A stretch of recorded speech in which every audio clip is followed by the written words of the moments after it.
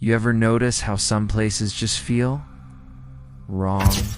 Not in a dramatic horror movie kind of way. Not at first. It's more like a slow itch at the back of your skull. Something you can't scratch. That was Mill Creek, Pennsylvania. It looked ordinary enough, one of those towns you drive through on your way to somewhere better. Brick storefronts with chipped paint. A gas station that still sold lottery tickets behind bulletproof glass. A diner where the ceiling fan spun so slow you wondered if it was on life support. The kind of place where time didn't just stop, it rotted for Mark Danner.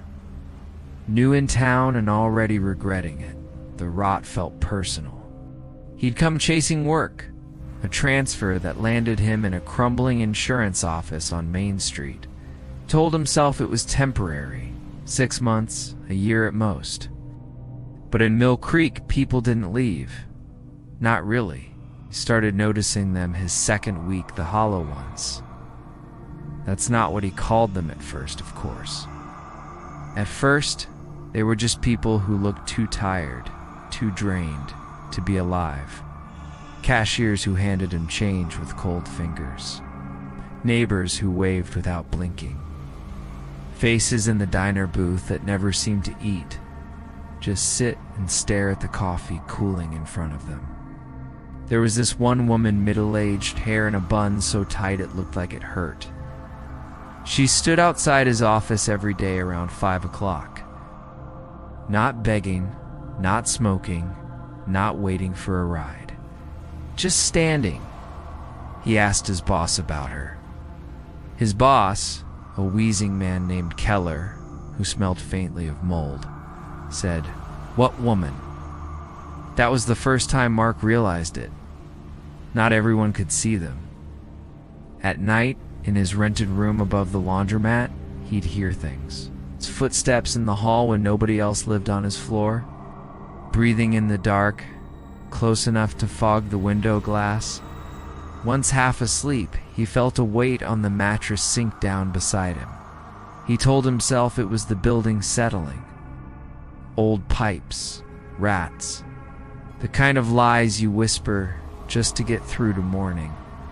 But the lies wore thin, fast. The hollow ones didn't blink much, he noticed. They'd fix their eyes on you like they were studying. No, measuring.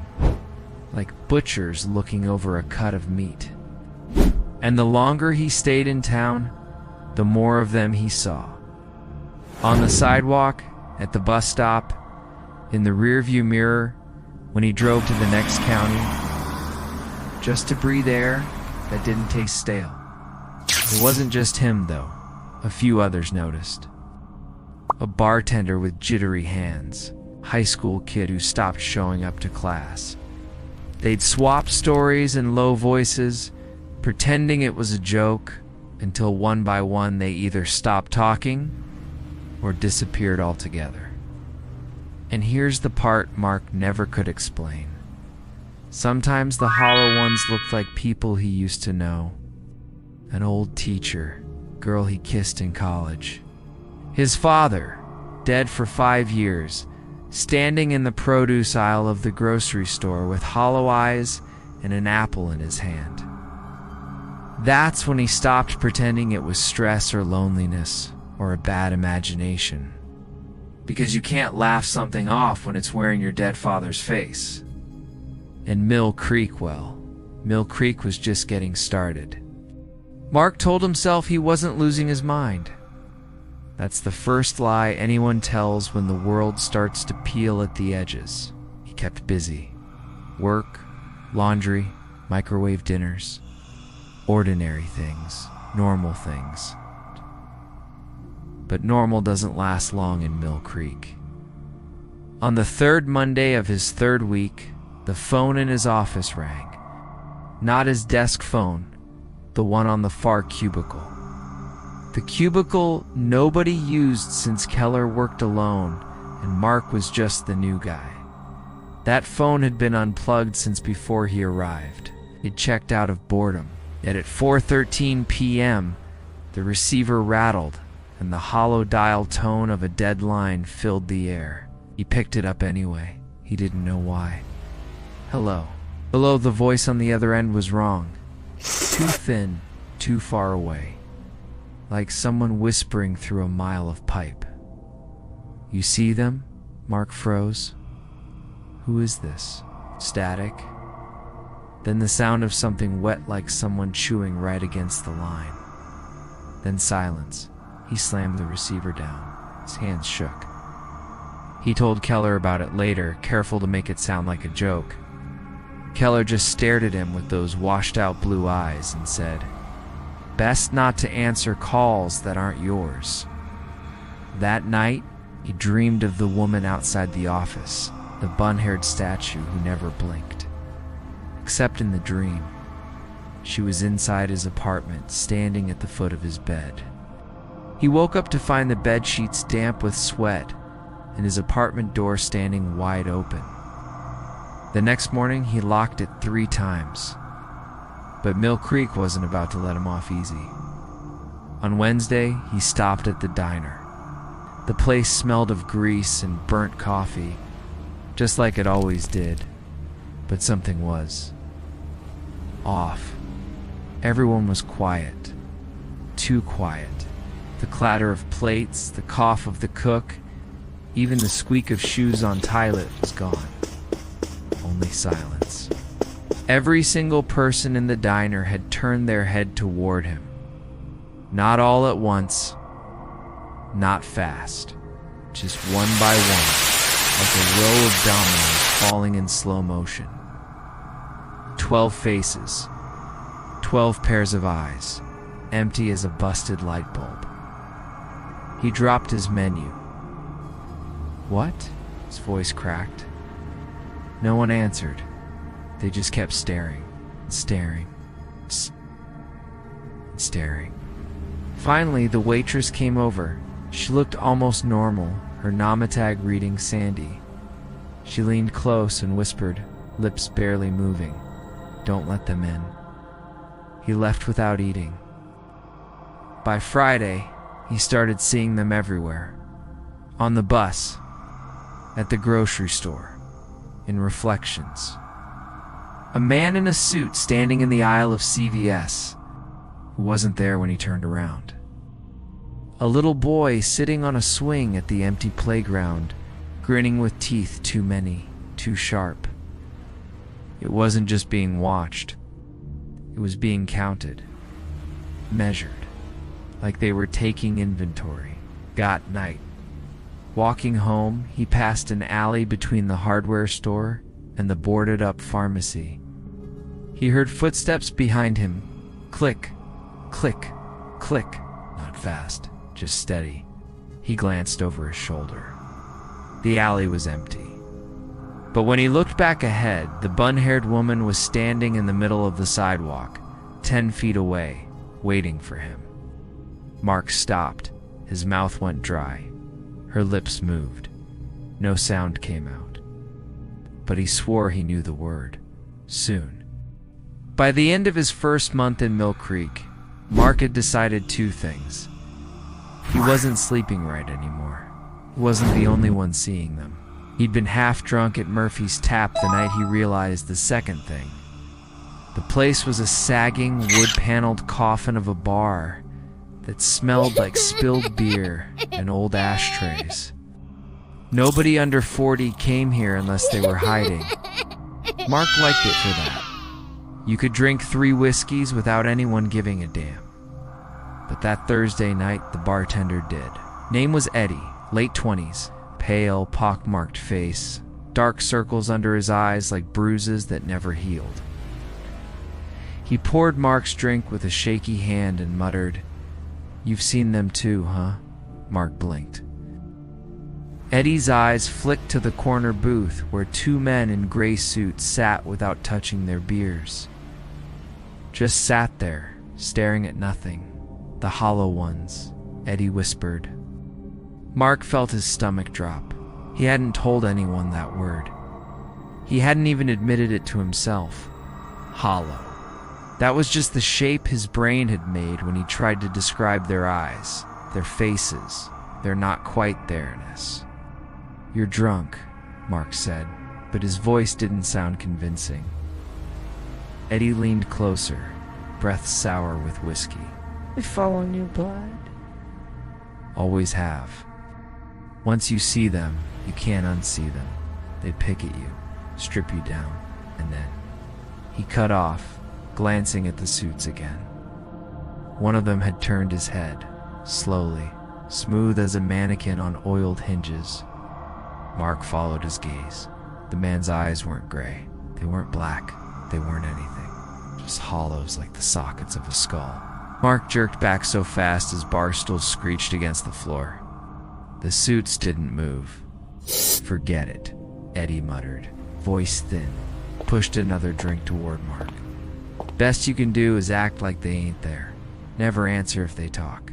Never look too long." Mark left after that. He didn't sleep. 2 days later, Eddie was gone.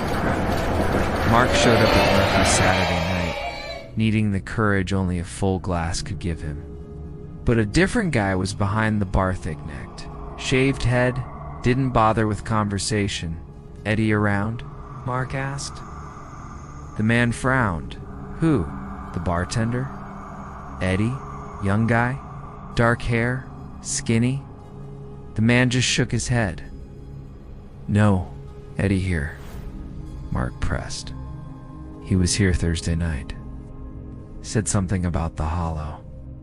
The man's expression changed. Not fear, exactly. More like warning. "You should go, friend. Place is closing early tonight." Mark walked out with his skin crawling. By Monday, the whole town had decided Eddie never existed. Mark asked around at the gas station, at the diner, even Keller at the office. Nobody remembered him. Nobody. But Mark did. And when he passed the alley behind Murphy's on Tuesday morning, he saw something that made his chest seize. A crumpled bar rag on the ground, dark with blood. Beside it, carved into the brick wall with something sharp, were 3 words. "They took me." Mark stood there too long, staring at the words, until a shadow crossed over him, turned and saw them. The 2 men in gray suits, standing at the mouth of the alley, no expression, no movement, just waiting. Mark ran. He didn't care that people on the sidewalk saw him sprinting like a lunatic. He didn't care that his heart felt ready to tear through his ribs. He knew now. Eddie hadn't vanished. Eddie hadn't skipped town. Eddie had never existed. The hollow ones had taken him. And Mark was next on their list. Mark stopped going to Murphy's after Eddie disappeared. Couldn't bring himself to walk past the alley. Couldn't look at the ragged letters carved in brick, without feeling his stomach lurch like he'd swallowed something rotten. Instead, he went straight home after work. He told himself it was safer that way, that if he kept his head down, avoided the stairs, and kept the locks bolted, maybe they'd leave him alone. But the hollow ones don't leave you alone. The first sign was the mirrors. One morning, while brushing his teeth, Mark noticed that the man in the bathroom mirror wasn't quite keeping pace. Just a half-second delay. A blink too slow, a jaw clench out of sync. Told himself it was exhaustion, nothing more. The second time it was worse. He walked past the hall mirror and caught his reflection smiling wide. Toothy, insane, while his own mouth stayed slack and tired. He smashed the mirror with his elbow and left the shards scattered across the floor. That night, lying in bed, he swore he heard the glass shifting, rearranging itself like puzzle pieces on the carpet. The phone calls came next. Always at 3:13 a.m., always just 3 rings. The first time, he picked up. "Hello." Silence. Then the wet, pipe dream voice he'd heard once before. "Eddie says hello." Mark hung up so hard his hand went numb. He unplugged the phone, yanked the cord from the wall, but the ringing came again the next night and the next. By the 4th night, he let it ring. By the 7th, he was sleeping on the couch with a pillow over his head. The hollow ones grew bolder. At work, he felt them before he saw them, a weight in the room, shift in the air pressure. He'd glance up from his desk to see someone new always. Someone new sitting at a cubicle that had been empty a moment before. Face pale, eyes blank, watching, never speaking. Sometimes they followed him home, their reflections flickering in car windows, their footsteps syncing perfectly with his own. One evening, he saw a child standing on the fire escape outside his apartment. A little girl in a Sunday dress, skin gray as dust. She pressed her hand against the glass. When Mark stepped forward, her face split open down the middle like wet paper, and there was nothing inside, just black. He screamed. By the time the neighbors banged on the wall, she was gone. Sleep became dangerous. He started dreaming in loops. The same hallway, the same locked doors, the same distant whispers. Once he woke up standing in his apartment hallway, fingernails raw from clawing at his own door like an animal. Another time he dreamed of sitting at the diner, Sandy the waitress sliding him coffee, except she leaned in close, hair brushing his ear, and whispered, "They're almost done with you." When he woke, his pillow smelled faintly of coffee and cigarettes. Mark wasn't sure when his apartment stopped belonging to him. One night he came home to find the furniture rearranged. Chair angled toward the window. Couch pressed against the far wall. Photographs turned face down. He hadn't done it. He knew he hadn't. But when he tried to move things back, he found the furniture nailed into place. Nailed, though he hadn't heard a hammer. That night, he slept on the floor. He tried to reach out. He called his sister in Cleveland, voice cracking as he begged her just to talk, just to remind him that he wasn't alone. She listened for a long time, then she said in a flat, toneless voice he didn't recognize, "Mark, they already have you." Click. He threw the phone across the room, shattered. The breaking point came on a Thursday. He came home late, head pounding, and saw his own front door standing wide open. His breath froze. Slowly, he stepped inside. The apartment was empty. Too empty. Even the hum of the fridge was gone. On the kitchen table sat a single object, a bar rag, stained, familiar, and carved into the wood beneath it, in ragged letters, were the words, "You're next." Mark staggered back. His chest felt tight, like he couldn't get enough air. And that's when he realized he wasn't in his apartment anymore. The walls were wrong. Too tall, too dark. The air was heavy, pressing down on his lungs. He turned and saw a door that hadn't been there before. It was open. Beyond it, shadows moved. Mark had a choice then. Run or look. He looked. He couldn't help it. And in the shifting black, he saw them. Dozens of them. Hundreds. Hollow men and women, children and elders, all standing together in the dark. No faces, no features. Just emptiness where eyes and mouths should be. They raised their hands as one.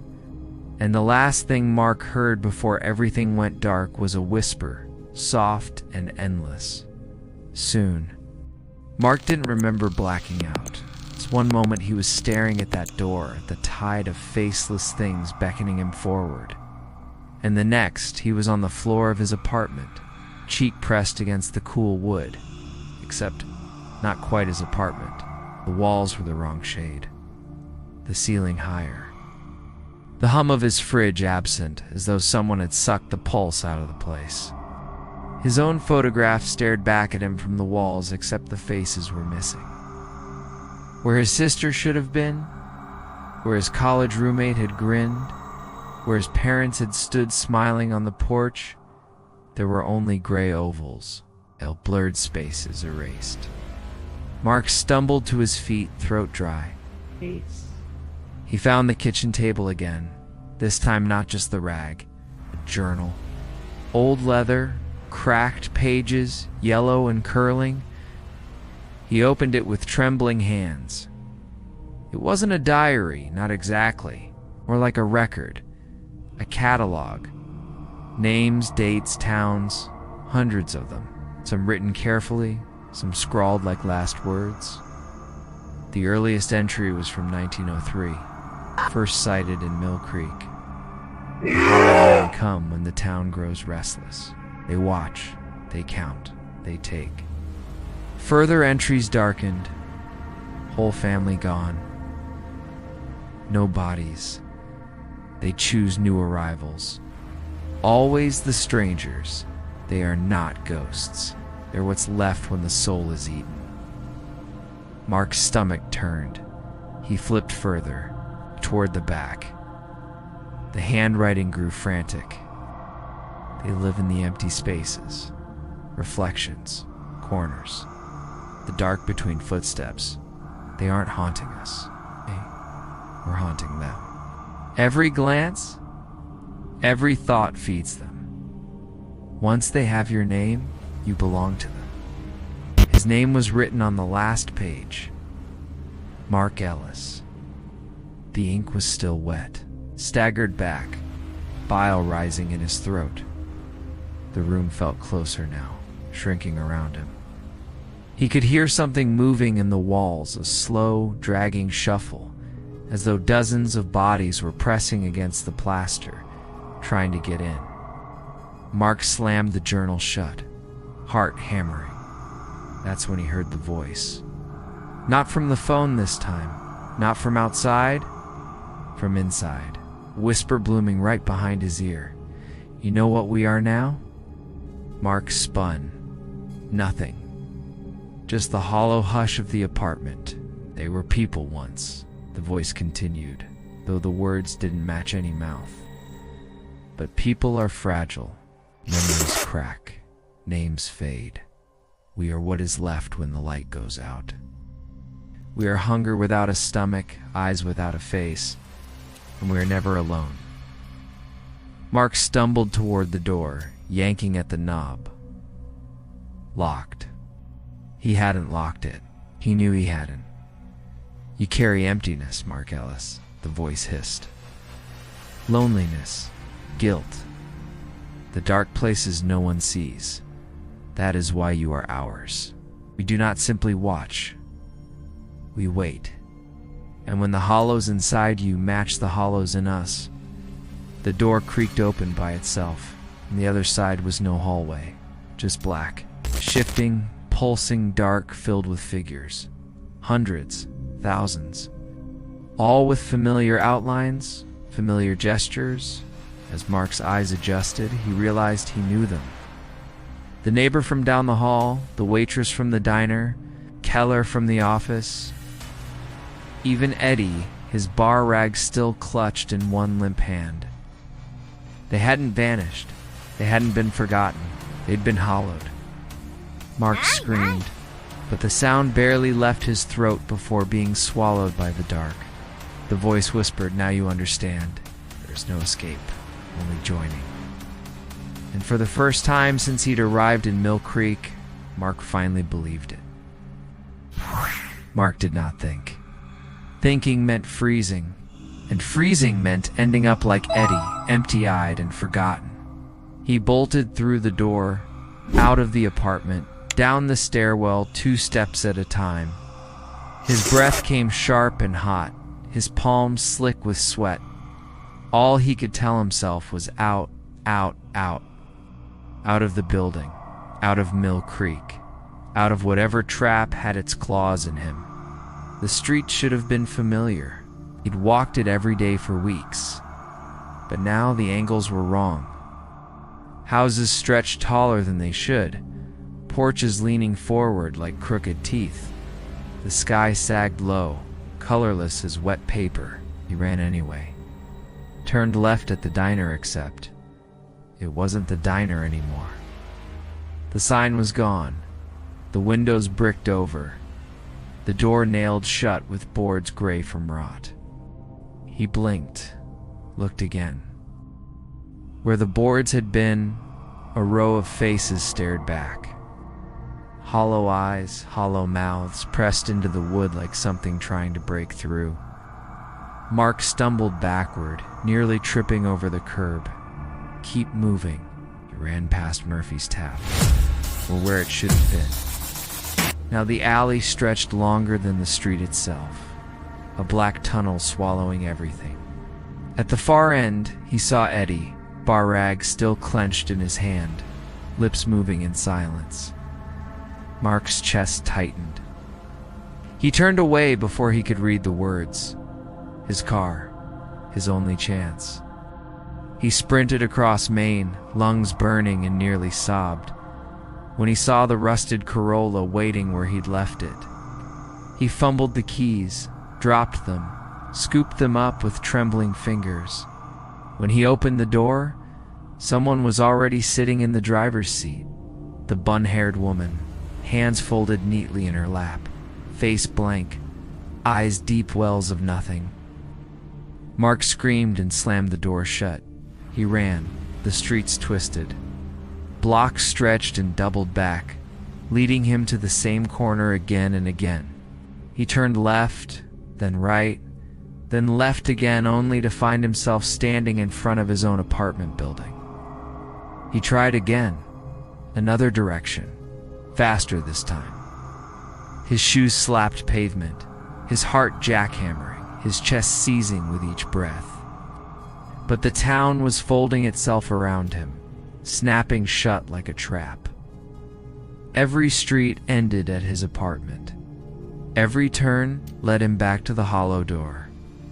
By the fourth time, he knew he was finished. He collapsed against a lamppost, gasping for air, the sweat cold against his skin. Above him, the light flickered, on, off, on, off. With each flicker, the street was fuller. Dozens of them now, the hollow ones. Men in suits, women in dresses, children in scuffed sneakers. Lining the sidewalks, silent, still. Watching, Mark dragged himself to his feet, staggering backward. His legs shook. His body screamed for rest. One step back, two, his heel hit the curb, and then Keller was there, standing in the road, pale and still as marble. "It's easier if you stop fighting," he said, voice hollow, words like echoes from a cave. Mark's head spun. The air felt thin. He knew he should run, but his body wouldn't obey anymore. The hollow ones closed in, and Mark finally understood the truth. There was no outside. There was no escape. Mill Creek itself wasn't a town at all. It was the cage. The hollow ones had grown bold. First they lingered at the edge of town like smoke curling just beyond the tree line. But now they drifted closer, to the schoolyard, to the diner where folks gathered in the mornings for eggs and gossip, to the old mill where the air still smelled of iron and oil. They weren't supposed to be seen in the light, but children, always children first began pointing. A shadow that didn't move when you moved. A dark figure standing in a place no person could stand. A presence behind the swing set, staring though its face was only an empty mask. Sheriff Holloway tried to dismiss it, called it fancy. But his deputy, a young man with nerves too thin for lies, swore on his mother's grave he'd seen them watching the water tower at dawn. Just standing, waiting. The town started to change. Doors locked earlier, curtains drawn tighter, and still the hollow ones crept nearer. They didn't need to knock. They didn't need to ask. They only needed you to look at them for too long. That was enough. And once you did, You belong to them.